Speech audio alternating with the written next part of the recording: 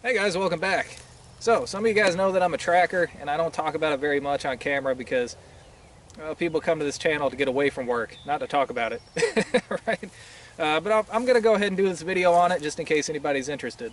So, I'm a member of our county's tracking team, and I'm what's known as a visual man tracker. I know it's kind of a weird title, but when most people say that they're a tracker, they mean they have a tracking dog. And visual man trackers do just that. We visually track people. In fact, it's more than just visually. The more senses you can throw at it, the better chance you have of being a better tracker. But it is primarily visual. I've been doing this for about 4 years now, and I've been through quite a few formal tracking courses. The one that we were going through was through an organization called the Middle Tennessee State University Forensic Institute for Research and Education Man Tracking Program, or MTSU-FIRE for short. And that organization is still around, it's still part of MTSU, but they no longer offer the man tracking courses. That's a shame too, because they were really unique and I enjoyed them. They were broken down into different levels. There were 3 basic levels and 4 intermediate levels, and then kind of an unknown number of advanced levels, because we never actually made it to the advanced levels before they stopped. But the last one that I did was intermediate level 4. So had they continued, my next class would have been advanced level 1.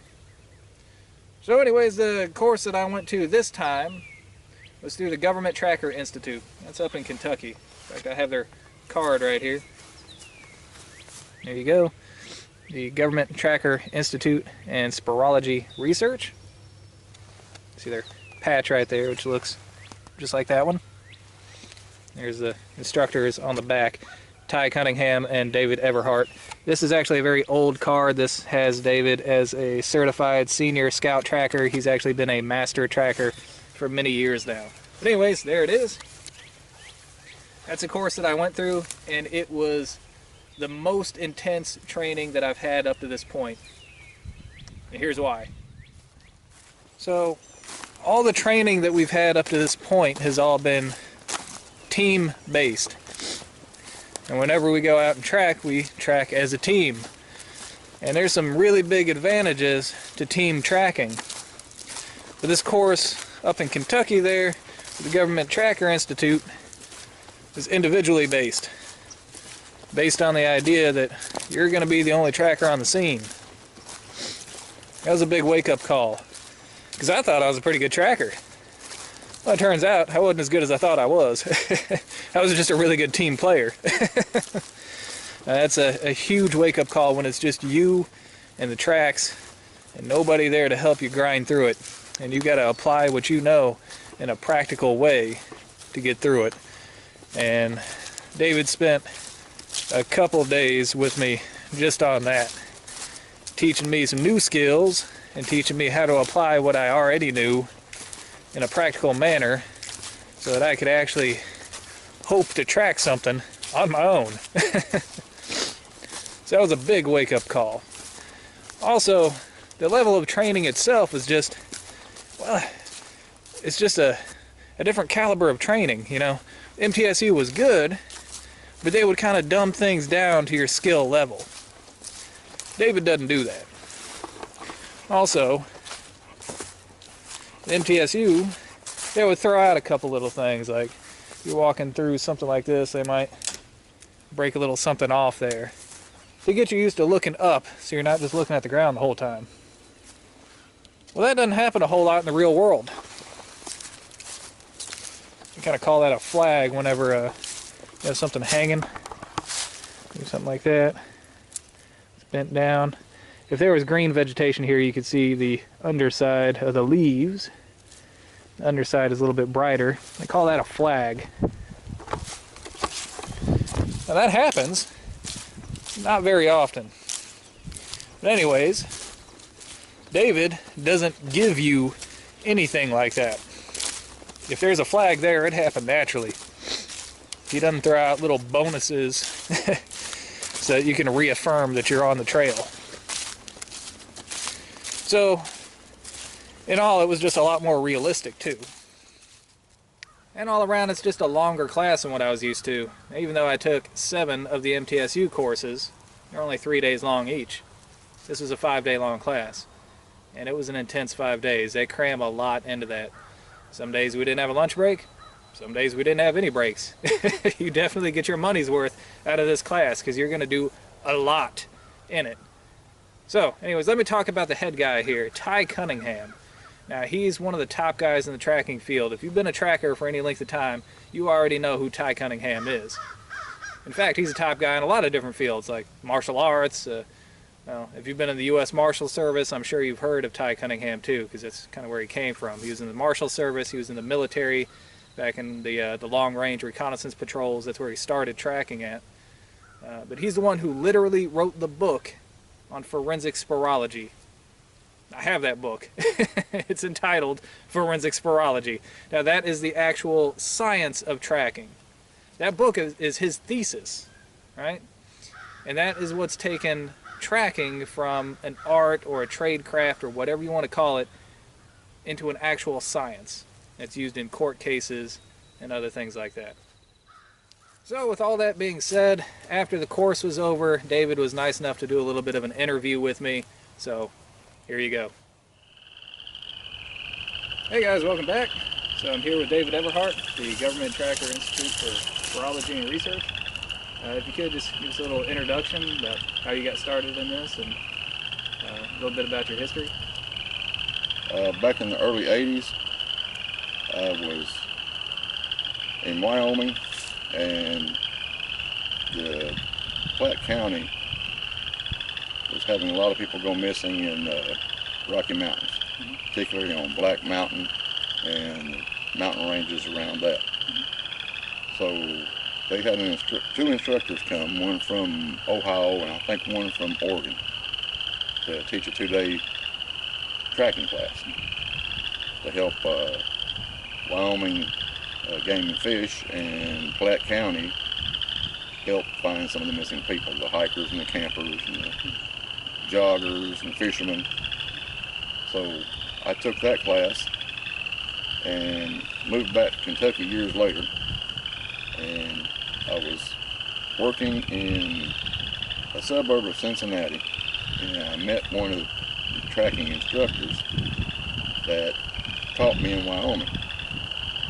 So I hounded him for, seemed like forever, and come to find out he was a instructor during the Vietnam era, and he was a combat instructor for the U.S. military, and he wrote the U.S. Army Field Manual for combat tracking and helped start the combat tracking school at Fort Gordon, Georgia.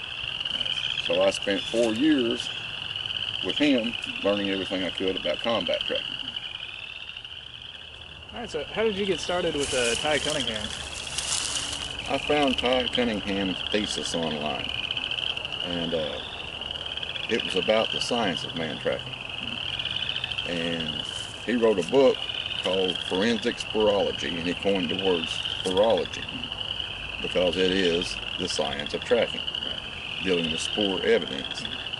Spoor being a track or a trackway, it's only one word for it. Right. So I got with him after several years researching and studying his thesis, and he flew down and we went over his science and he tested me. So over the last several years of me studying his thesis and working with him, I became an instructor teaching his science and his forensics of spoorology, which is the forensics of tracking. And the term spoorology came about because it's the only term that can be applied scientifically that doesn't have a double meaning. Right. Track can mean anything. It can mean the railroad track, it can mean the track of a person, it can mean the track of a vehicle. Right. People call it sign, which could be a stop sign or any kind of other sign. Spoor only means one thing. Spoor means the passage of something or someone upon a substrate. Right. All right, so that's kind of how the Government Tracker Institute came into being, through Ty Cunningham and through yourself, and you started teaching this course of study out here. Can you tell us a little bit about what this course entails and who it's for? It's basically for law enforcement, military, and first responders. We do teach the private sector if they want to know, and it's also for scholarly individuals. We teach everything from basic tracking all the way up through advanced tracking. We teach scout tracking, combat tracking, tactical tracking, search and rescue tracking, and then we go into the forensics of tracking, which is based more for law enforcement. And what it does is allows law enforcement to build a case based on the forensic evidence of track and trackway. The forensics is where tracking becomes a science. So Yes. the art becomes science. Well, it blends. It blends. It is a art and it is a science. There's both aspects. The science goes in to human movement and human behavior, based on internal or external input, and based on the behavior of the person from that internal and external input.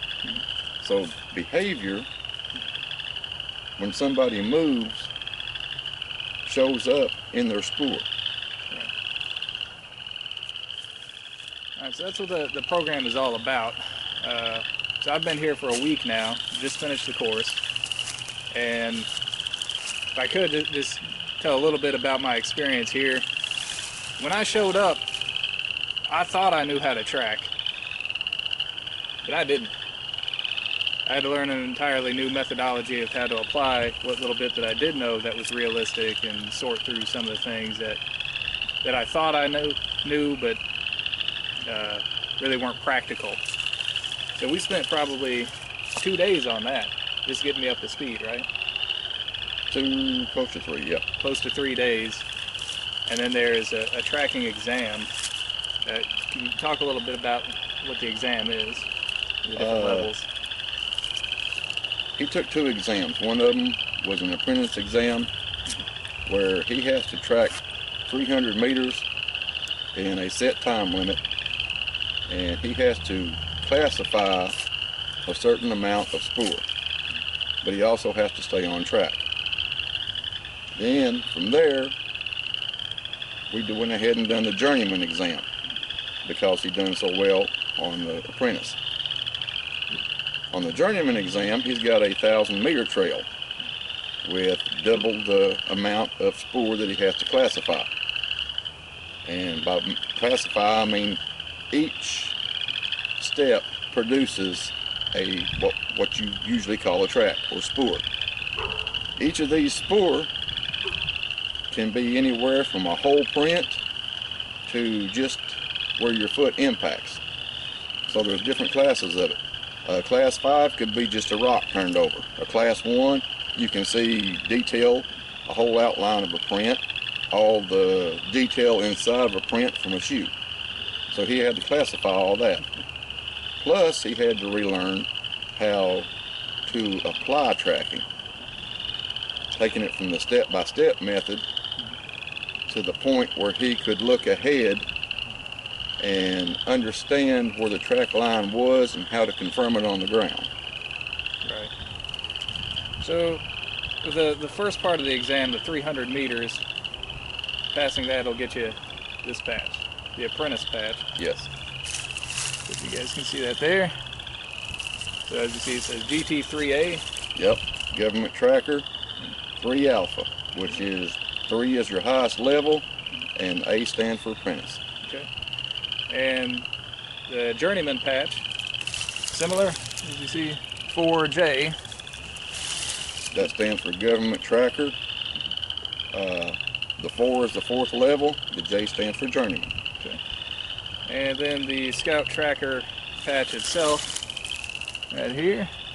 You can see that. And also the Government Tracker tab. You get that at Journeyman level and above. Journeyman level and above. Right, so after the tracking portion of the exam, there's also instruction on the forensics of tracking. and that makes up the body of the class. Now, if I could, I think that we may have some time here to show some basics, some of the things that we're looking for when we talk about spoor. It's not just footprints, because in leaf litter like this, you're not going to see a fully defined print often, but you can still see where the trail is, and there's always a trail, right? There's always a trail. There's always a trail. So let's just show some of what we've been looking at this week. All right, so we talked a little bit about the classification of spoor. So let me show you a little bit about what we're talking about here. Now this would be a class 1 track. As you see, it's a complete track. You can see the entirety of the outline and a lot of detail in here. You can see the entire tread pattern. This is very well defined. It's easy to see. Anybody can see this. Now on the opposite end of the spectrum would be a class 5. And that would be something like this here. This sweet gum ball, you can tell it's been compressed. There's some transfer of mud onto this. Mud from the ground, that would be from the bottom of the boot. Now this in itself, you can't tell any detail.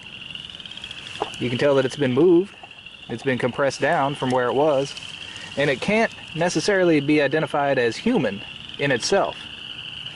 But when you take into consideration the rest of the tracks here, you have a chain of events happening. You can actually link this class 5 to this class 1. You know that's from the same person that went through. That's what we mean when we're talking about classification. So you have class 1, 2, 3, 4, and 5.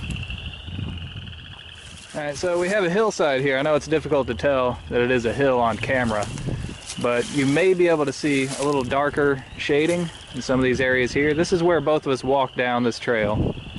Now in the woods, in this leaf litter, this is pretty much what you're going to see. This is what you're going to be tracking a lot of the times. It's just going to be a change in consistency, a change in color, and a change in texture. Now if you look to the left, you don't see that. If you look to the right, you don't see that. But you can tell a definite change in the baseline through here. All right, check this out. So here we have a track. There's a human track. This is my track that I just now made.